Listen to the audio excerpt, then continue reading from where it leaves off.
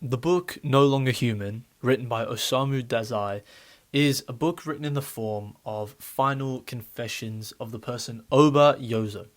He leaves behind these journals after his disappearance, and Osamu Dazai wrote them as if the pages themselves were bleeding out. They were far too passionate and intimate to fictionalize, and they were too raw to decorate and glamorize. And you can really feel that when you read this book, and that you can feel that these entries aren't just entries from a character.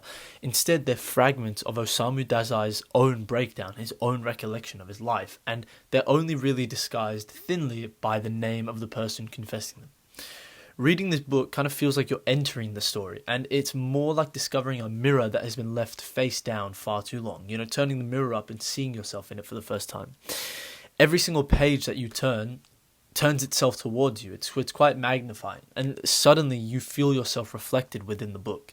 And it's not normally the whole part of you reflected, but instead the part of you that drifts through life as if it's an observer, as if it's just pretending to belong in life.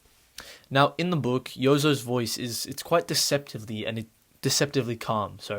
He doesn't rage or mourn over anything, and he alienates himself. All he does is document his detachment from what he once was and what he is, as though that alienation itself has become some sort of routine that he's adjusted to. He studies his own collapse as if he's some sort of scientist recording an experiment gone wrong, documenting the aim and the hypothesis of his life. He writes, "My life has been of much shame, and I can't even guess what it would be like to live the life of a human being." And these sentences are quite terrifying. They're some of the most terrifying sentences you'll ever read in a book because they're honest. They're not dramatic in a sense. They're not seeking pity. They're not invoking pathos in the fucking audience.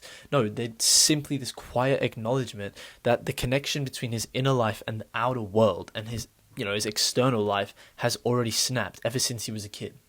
And Osamu Dazai himself he understood this kind of decay very well because he'd lived through it. That's the reason he wrote this book. Dazai himself had multiple suicide attempts. He had addictions, he had affairs, he had public humiliations. However, it isn't this biography that makes the novel so haunting. It isn't the fact that it's about his life that makes it so scary and so realistic. Instead, it's the precision to which he captures that slow erosion, that slow process of losing your selfhood, losing who you are in that alienation process. The way that your consciousness, when it's turned in for far too long, begins to kind of corrode what it observes. And Yozo learns early on through his life that laughter can disguise strangeness. That's one of his key lessons. He becomes that clown. He becomes that harmless performer throughout everyone else's life. "I laughed so people would not hit me" is a direct line from the book. There's no metaphor in that line, however. It's genuinely just a line about survival. He discovers that to be loved, to be cherished and enjoyed within life, he has to become legible. And to be legible, he has to lie to people. And that once that mask hardens on his face, that lie that he keeps selling to people, even the person underneath, the wearer of the mask, forgets what is underneath and they adjust to the fact that the mask is external. That is kind of like that quiet horror. I wouldn't say paradox, but it's the scary bit about Osamu Dazai's writing. And it's not that the character fails to be human, but instead that he succeeds at becoming what humanity demands, that he becomes a people pleaser by alienating himself to what humanity needs from him. Every single social interaction between him and someone else becomes its own form of mimicry. Every single smile is calculated, and he becomes flawless at existing publicly, however being hollow on his own when he's private. And the notebooks, they track that transformation that Yozo writes about. First comes the performance, and then comes the exhaustion, and then comes the paralysis. It's kind of a stage. It's processes that go through each other. He drinks to forget his life, however, mostly to soften the edges that he's aware of who he actually is. And he moves through women over and over, and through cities, and through brief moments of peace and solitude, and not a single one of them reach him as a person. All they do is reach that external mask. And he's not numb because he feels nothing. He's not emotionless. Instead, he's numb because he feels far too much and he cannot locate the exact position it's coming from. He can't locate which emotions he's feeling at once. And Osamu Dazai doesn't moralize this character. There's no punishment, there's no redemption, there's no peripetia, there's simply exposure. And the sickness isn't evil or weakness. He's not a bad person inherently, or I guess it depends on how you interpret it. But he's not a weak or I'm just dragging it on. I think you get the point. He's simply conscious without belonging. And he's self-aware, but self-aware to his own falsities. He's self-aware to the fallacy that he lives in. And due to this, he's unable to stop performing as who he was, because the second he stops performing, all those emotions will overwhelm him. And the fallacy that he lives will crumble, and he will become, I guess, in his own eyes, a failure. Now, the thing that makes reading this book so unbearable is about how recognizable every frame is. Every single person knows that sort of distance, between when you speak, but you don't believe your own tone, or you believe that nobody else understands your voice. When you laugh just a second too late around your friends, and when you're surrounded by people, yet you're still observing yourself from elsewhere. You disassociate. Osamu Dazai names that condition so precisely, and he metaphorically explains, not even metaphorically, he directly covers it so precisely that you can feel your own foundations and you can feel your own life trembling because you're living it through this character. Now, awareness for Osamu is not salvation, it's the final illness. The same sort of clarity that philosophers call enlightenment becomes, in Osamu's hands, a form of disintegration from actual life. You see absolutely everything, and that exact act of seeing burns away the part of you that could still participate. And maybe that's why the book No Longer Human feels so humanized, and it feels so modern. Because the problems that Dazai describes, I say his name so funny, Dazai describes, the detachment, the self-consciousness, and all of those factors, everything that what Yozo experiences has become ordinary. It's become a contemporary issue that everybody deals with.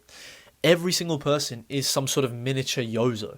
Every single person scrolls through their life and they analyze themselves and they curate the masks that they are unable to remove eventually because they live in that mask for so long.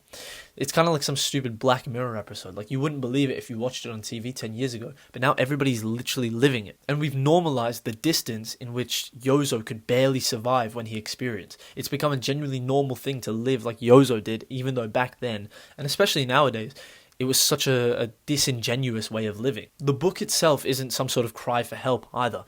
Instead, all it really is a record of disappearance. It is some sort of reminder that every single person can remain visible long after they've stopped being present, which is quite, powerful in the fact that a lot of people who have depression nowadays, a lot of people who kill themselves, you never actually notice it in their character until it happens. You see they're so happy, they express themselves so well, they seem like they have complete control over their emotions, and then one day they disappear from your life. And I think that's what this book, No Longer Human, explores so well. It's the way that you exert yourself on the outside, however the way that you perceive yourself on the inside is so critical and harsh. There is one line near the end where a character describes Yozo, and it says that he was such a nice young man. And I think that is the cruelest kind of epitaph in this whole book.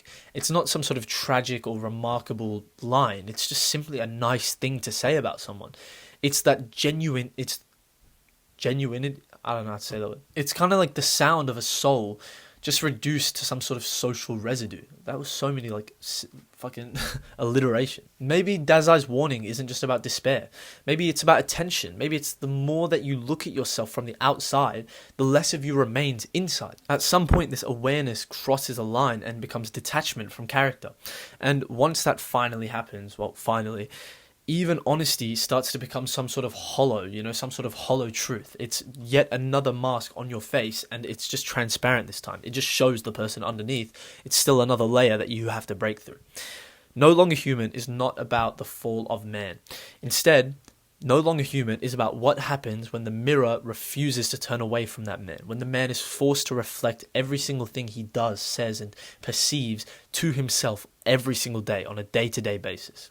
When observation replaces experience, and when life continues, but the only one living in that life has quietly withdrawn from it. It's a detached body from soul. And that, in my opinion, is quite unsettling. It's probably one of the most unsettling parts of the whole book. Coming to terms with that. Being the fact that you can lose your humanity, and it's not just through cruelty or chaos or tragedy, but solely through understanding it far too deeply.